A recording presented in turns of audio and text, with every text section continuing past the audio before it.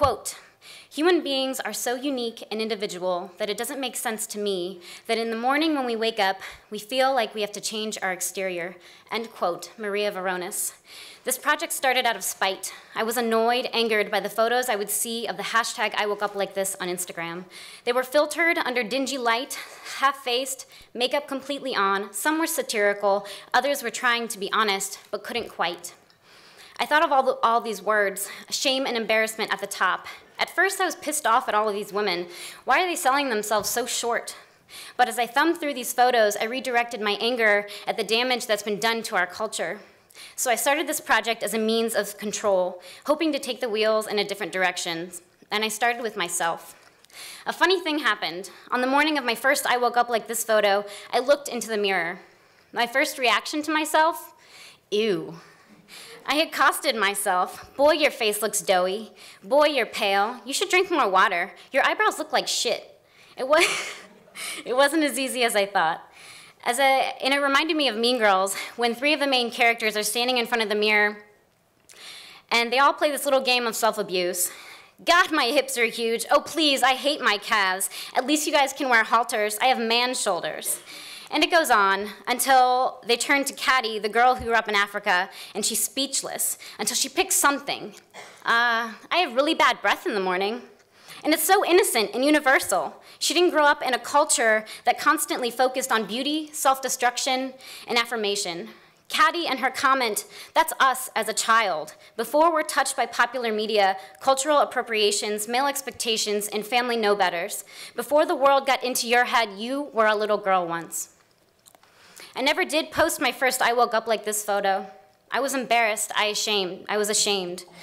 Here's how it starts.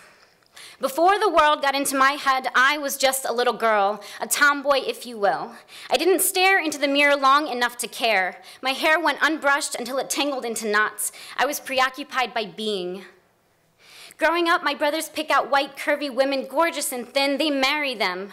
I am 6. My father sexualizes my mother, and I protect her, standing between them in the shower so he cannot touch her. She is not for him. She is for her. Middle school was the beginning of the mirror. I wore white eyeliner like my aunt did. I admired her. I still do. There are hundreds of eyeliners. Did you know that? 17 magazine can tell you which one is right for you, which one accentuates your eyes, as if your eyes were not good enough without it. The TV tells my mother she should always be a size 2. In the mornings before school, I listen to her chirping. Ay, this pancha, it means belly. Nothing looks good, nothing fits right. Next year, we'll do it all over again. By high school, I had the appropriate amount of blackheads, but in any case, acne is not attractive, points to signs that your skin is dirty and something is wrong with your insides. Here, take this, my dermatologist said. They made me worse. The skin on my face was boiling red and blistery. I was a monster. How could I accept myself? My cure-all was tanning. Do you know how many times I went tanning in high school? I should have died of cancer by now. I could not accept myself. Later on, I gained some weight, 15 to 30 pounds. I wasn't healthy. As I held my belly, my mother crumpled back and gently tried to find the right words. What are you going to do about that? As if I wasn't trying to figure it out already. My constant battle. Special K, Weight Watchers, MTV, you win. Oh, hey, hello, mirror, my biggest enemy, my dearest friend. I checked my stomach out, middle side, other side. I still do this. When you binge eat, you take laxatives. The next day, you can start over again. I don't do this anymore. I pick at my face. Oh, when will this acne go away? I stopped this too, for the most part. Doctor's orders, birth control will end up being the solution, controlling the hormones that my natural body couldn't. On bad days, I pick up a Cosmo magazine and I want to be on the cover. No, I don't. The first time I slept at a boy's house, I didn't wash my face before bed on purpose. When I woke up, I fixed the blundering mascara and brushed my skin tan again. Fall for me, I swear I'm a girl. Throw me out of your house like the illusionist I am. I deserve it. No, I don't.